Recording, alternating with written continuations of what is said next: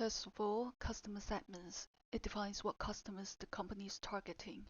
This is crucial to game developers. It is always important that the game has a clear direction. In Hazelight's case, they are aiming for a niche market. Their two games, A Way Out and It Takes Two, are both same type of game, highly story-driven multiplayer that can only be finished with another player with puzzle solving and actions. Secondly, value propositions. Every business needs benefits to continue their operation.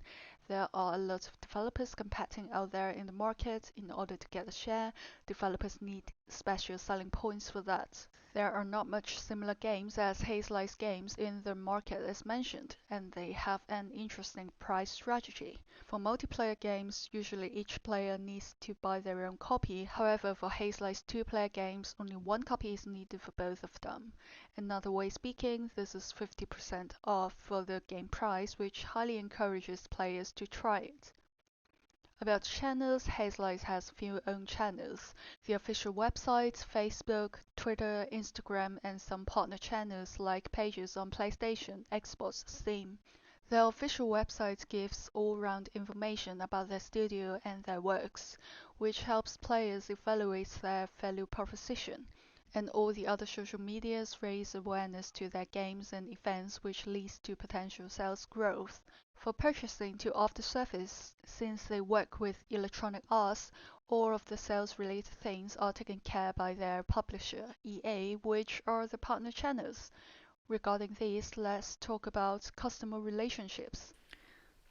On the earlier mentioned channels, Hazelight has about 33,000 followers on Twitter, 4,000 likes on Facebook, and 10,000 followers on Instagram.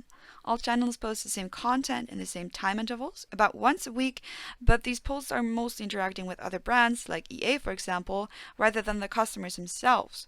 Personal assistants can only be available to customers if they reach out by themselves through an email address that can be found on these various channels. Hazelight is part of EA Originals, which secures some funding and marketing assistance by Electronic Arts. And while not much is known about the details of this business relationship, it can be assumed that the funding is in exchange for foregoing Electronic Arts' usage fee for the games created by Hazelight. EA also gains recurring revenues from Origin members who pay to have EA Play Pro in order to gain access to these two titles. And obviously, there's the asset sale component to it. It Takes Two has sold over 5 million copies, and A Way Out's last known sales numbers were from last year, and it was about 3.5 million. Now, prices obviously may vary on different platforms and sales, but it is ultimately a fixed price list. And also, the studio managed to sell the movie rights to It Takes Two to Amazon. This was a conclusion of a bidding war, and this is a dynamic pricing due to the auction aspect of it.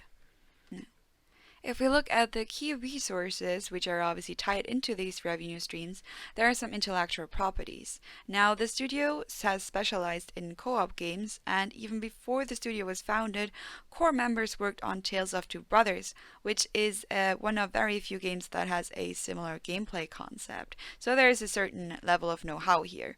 Now, on the legal side, it is a bit harder to get a grasp on things, as Hazelight actually had to abandon the trademark of It Takes Two, as their claim was appealed by Take-Two Interactive.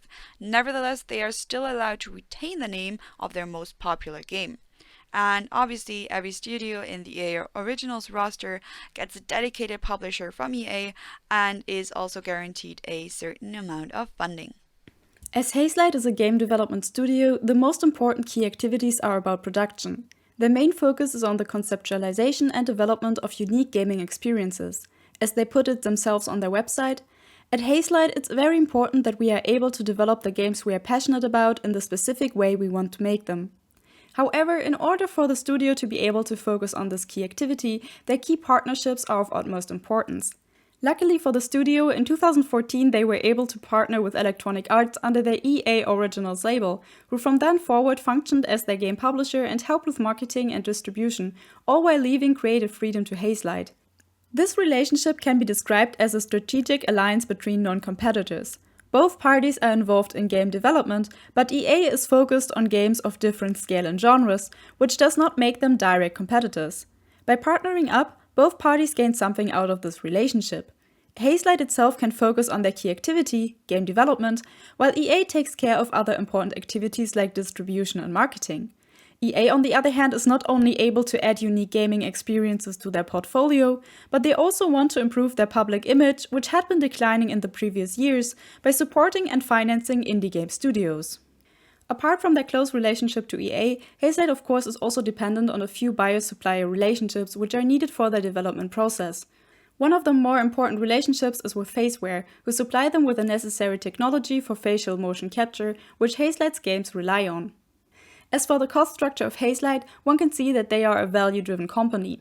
In game development, it is not always possible to minimize cost at all time, and the development of a new title takes several years, like with Hazelight's latest game, It Takes Two, which was in development for at least 3 years. Fixed costs like the salary of the 61 employees and maintenance of licenses for example, the usage of the Unreal Engine and their motion capture studio make up most of their expenses.